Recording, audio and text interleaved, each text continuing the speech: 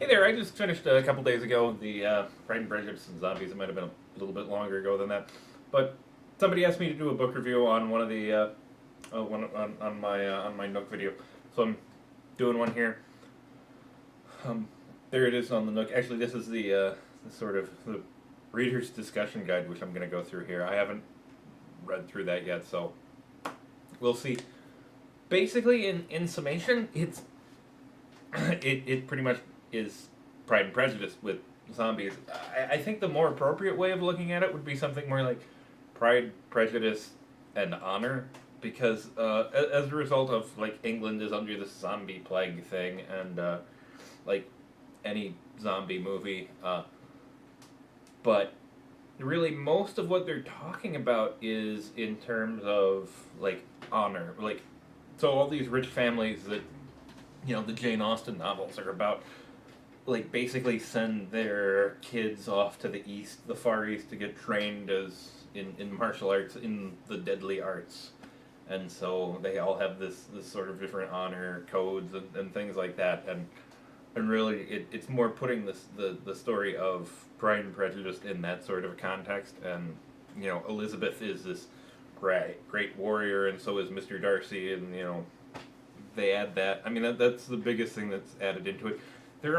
There's not a lot with the zombies, quite frankly. There are some neat things. There are some encounters and things like that, but it's mostly about the zombies are more or less to facilitate an overall change in the characters are still basically the same, but it's just to add in this Eastern philosophical I have honor, I'm going to punch you, disembowel you sort of thing for violating my honor and things like that. And so there are some other interesting instances where there's one really nice thing where the zombie instance is used, and how some of the other side characters and things are used with this, but in the context of everything is kind of clever. It's amusing, but I mean, like, I expected more zombies. I really did. It's disappointing in that way. It was good. I think it's worth a read. I think I paid like $6 for it or something like that. I wouldn't pay any more for that. I'd buy it used if you wanted it on in an actual book form. So that's that. I'm gonna read through the reader's the discussion guide here and hopefully get some good answers. So I'm gonna. I guess one of the other things too, it is written in the sort of Victorian era English, and so it's kind of difficult to read. That's part of why it took. I'm not a fast reader, but part of why I think it took me a while to read it was because of that. Here's a discussion guide. There are probably going to be some spoilers in this, so sorry. I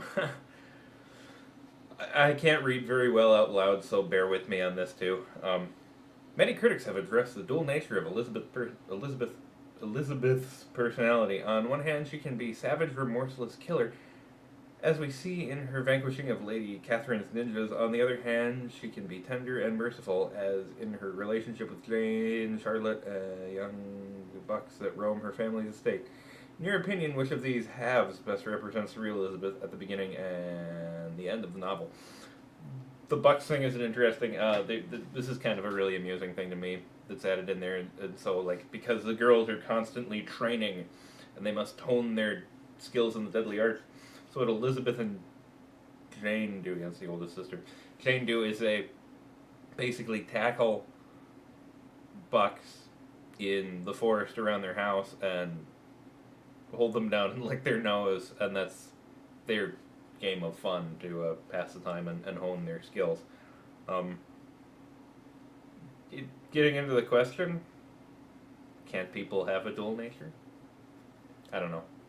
I haven't thought about these at all, so I apologize again for maybe having a bad answer. Is Mr. Collins merely too fat and stupid to notice his wife's gradual transformation into a zombie, or could there be another explanation for his failure to acknowledge the problem? If so, what might that explanation be? How might his occupation as a pastor relate to his denial of the obvious, or is his decision to hang himself. I guess I read that kind of awkwardly. Yeah, so basically, the story is whoever it is that Mr. Collins marries, Elizabeth's friend, again, I can't remember her name, but she gets infected with the plague, and she gradually turns into a zombie. There's a whole thing where Elizabeth goes to visit her, goes to visit them, and some of the crazy shit that she does. Ooh, I swore on YouTube. Oh no. Some of the crazy stuff that she does, and it's just that's a good part of the book, I would say. It's an interesting little detail that they have, and it's probably he just has no chance of marrying anybody any better, so it's probably why he accepts it, and then he's never going to find anything better, so he hangs himself. That's my answer. The strange plague has been the scourge of England for 55 years. Why do the English stay and fight rather than retreat to the safety of Eastern Europe or Africa? Because they're English. The English have a fighting spirit. That was not an English accent, but whatever. Who receives a sorrier fate? Wickham, left paralyzed in a seminary for the lame, forever soiling himself in studying ankle-high books of scripture, or Lydia removed from her family, married to an invalid and childless, yet forever changing filthy diapers. Yeah, so the whole thing with Wickham and Lydia, basically Darcy ends up crippling him as basically retribution for violating her honor, and she still is, for some strange reason, in love with him and marries him, and yeah, he's left an invalid and goes to study at a seminary. It's an amusing part of the book. Due to her fierce independence, devotion to exercise, and penchant for boots, some critics have called Elizabeth Bennet the first literary lesbian, in quotes. Do you think the authors intended her to be gay? If so, why would the Sephiroth twist serve to explain her relationship with Darcy, Jane, Charlotte, Lady Catherine, and Wickham? I'm not going to touch that one. I think that's just funny.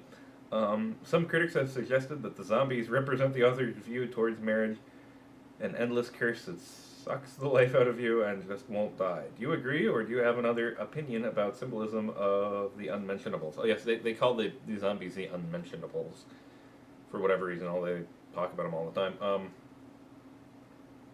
Yeah, again, that's funny. I'm not married, so I don't really know what that one's all about.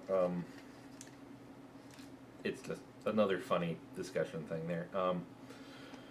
Does Mrs. Bennet have a single redeeming quality, much like in the original, in the actual Pride and Prejudice sans zombies? No, she really doesn't. I think she's even more cranked up in this book. Vomit plays an important role in Pride and Prejudice and zombies. Mrs. Bennet frequently vomits when she's nervous. Coachman vomit in disgust when they witness zombies feasting on corpses. Even the steady Elizabeth can't help but vomit at the sight of Charlotte's lapping up her own bloody pus. Do the authors mean for this regurgitation to symbolize something greater, or is it a cheap device to get laughs? I think it's more of a cheap device to get laughs, quite frankly. Is Lady Catherine's objection to Elizabeth as a bride for her nephew merely a matter of Elizabeth's inferior wealth and rank, or could there be another explanation? Could she be intimidated by Elizabeth's fighting skills? Is she herself secretly in love with Darcy, or is she bitter about the shortcomings of her own daughter? Probably bitter about the shortcomings of her own daughter. I think it's a similar case in Pride and Prejudice. Basically, Lady Catherine in this is a uber warrior with all kinds of ninjas and things like that, as was in a previous one of these questions, and Elizabeth ends up killing several of them. Yeah, I think she's bitter about her own daughter, and I think that's a big part of it. But then it's also that goofy upper class English, you are not worthy, you don't have as much money kind of thing, and won't get into that, how stupid I think that is, but that probably plays a part in it too. I think that's the main emphasis in the original, is because she's not high enough class for Mr. Darcy, but in this it's maybe more of a matter of the whole warrior thing too. Some scholars believe that the zombies were a last-minute addition to the novel, requested by the publisher in a shameless attempt to boost sales. Others argue that the hordes of living dead are integral to Jane Austen's plot and social commentary. What do you think? Can you imagine what this novel might be like without the violent zombie mayhem? Yeah, I can, because I've read most of it or parts of it. It's a lot more boring. I will say that this really amps up Pride and Prejudice. I really don't understand. I guess this is just a mini rant against Jane Austen right now. I really don't understand why people like her stuff so much. I can kind of understand it in the context of its time when, you have all these downtrodden poor English people who wanted that life. Outside of that, I'm not a girl. Maybe that's what the problem is.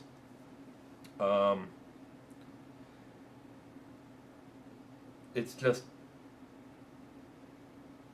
her Jane Austen, not a big fan. This book, I think it's worth a read. I really do think it's worth a read, and that's gonna be it.